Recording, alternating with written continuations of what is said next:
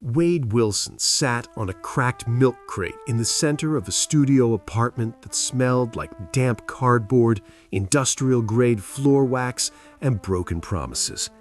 The wallpaper was peeling in rhythmic, sickly curls that suggested the mold had developed its own complex political system and was currently debating whether or not to tax his presence.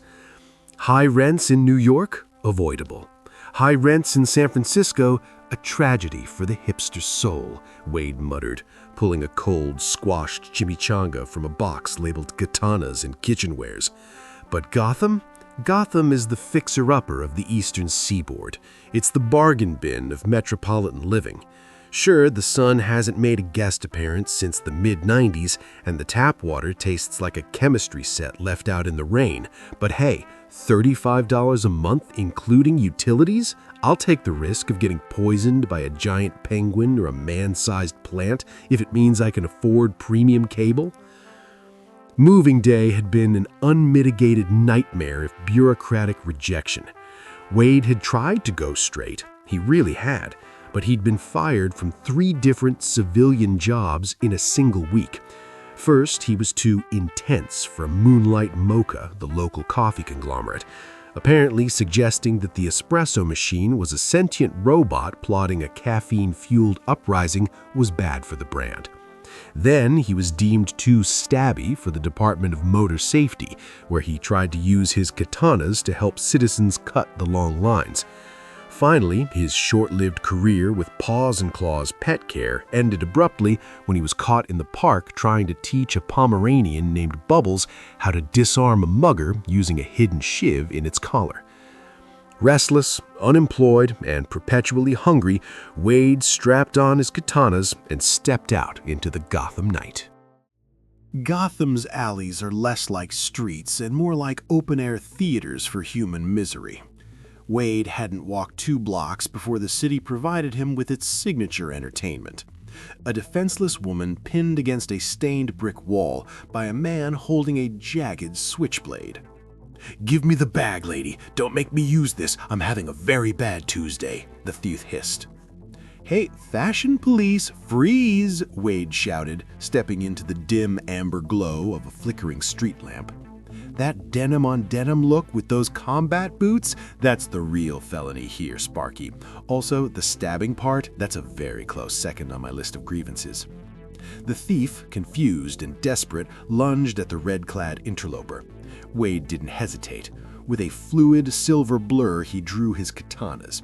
He didn't kill the man, he was trying to be neighborly and community-focused, but he did pin the thief to a rusted dumpster by his sleeves, adding a few painful, non-lethal slices to his calves to ensure he wouldn't be winning any track meets in the near future.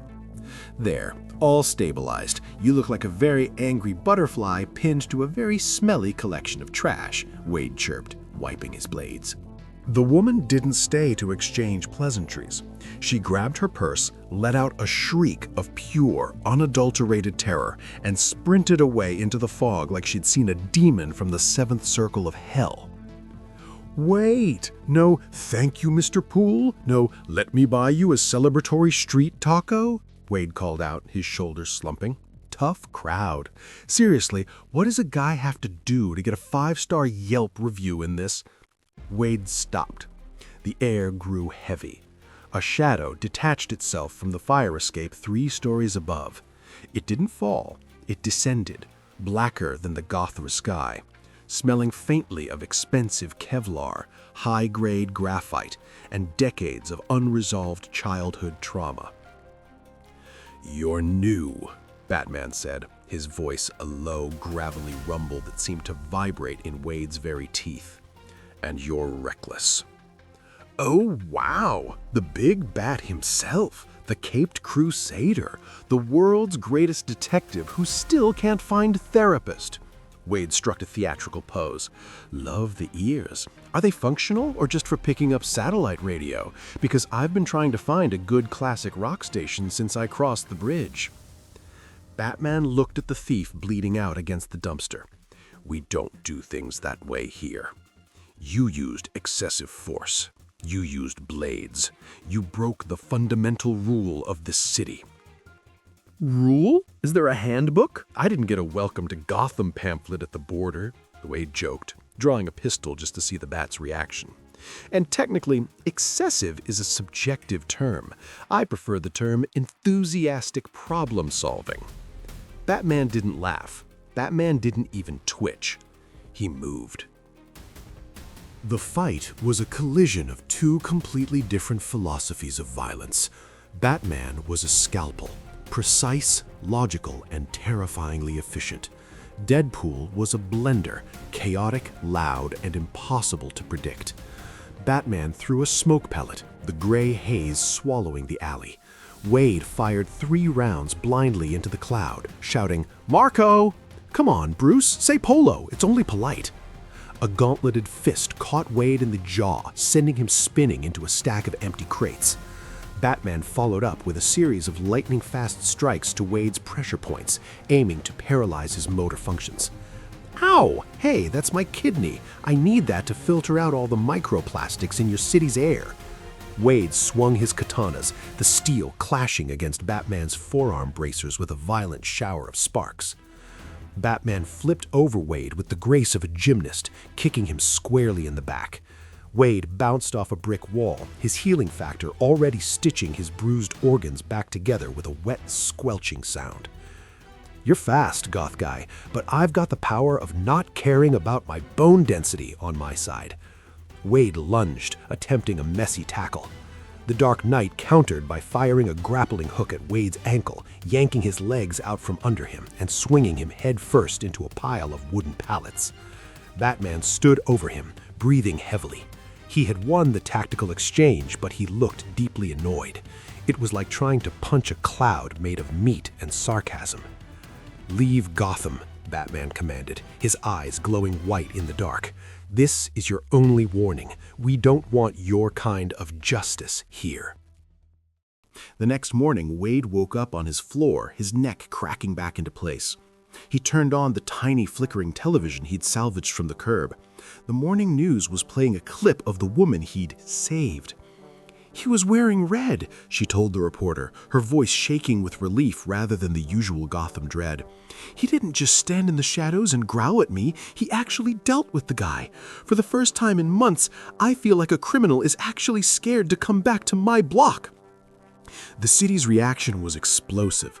Gotham was tired of the catch-and-release system of Arkham Asylum. They liked the guy in red. Within 48 hours, the owner of Centenary Shield Security, a major private firm, offered Wade a job as a special tactical consultant. Every night, Deadpool hit the streets. He didn't follow the shadows. He walked right down the middle of the sidewalk eating a churro. He cracked jokes while breaking fingers. He was loud, he was violent, and the public, starved for results, loved it. The Deadpool method was working where the Batman's fear method had stalled.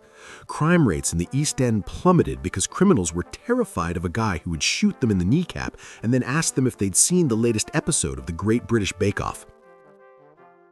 Batman sat in the Batcave, surrounded by monitors showing Deadpool signing autographs for GCPD officers. The logic of the city was failing. Deadpool was a chaotic variable that was disrupting the delicate ecosystem of fear that Batman had spent years cultivating. A week later, Deadpool found Batman waiting for him on the roof of his apartment building. "Back for round 2, Batsy? I've been practicing my 'I'm not touching you' defense. It's very effective against stoic types," Wade said, holstering his pistols. "You're a parasite, Wilson," Batman said, stepping into the moonlight. "You've turned justice into a circus. You think you're helping, but you're just escalating the violence. The villains here, they'll adapt, and when they do, the body count will be on your hands." "The people like me, Bruce. I'm the cool stepdad who lets them stay up late and eat cereal for dinner. You're the brooding dad who makes them do algebra in a cave." Batman sighed, a sound of pure logical exhaustion. He reached into his utility belt and pulled out a sleek, black briefcase made of carbon fiber. He set it on the ledge between them. "Inside this case is the deed to a luxurious estate in the south of France," Batman said, his voice flat. and a Swiss bank account with $10 million. It's enough to buy every chimichanga in the Western Hemisphere. There is also a private jet, fueled and waiting at the private airfield.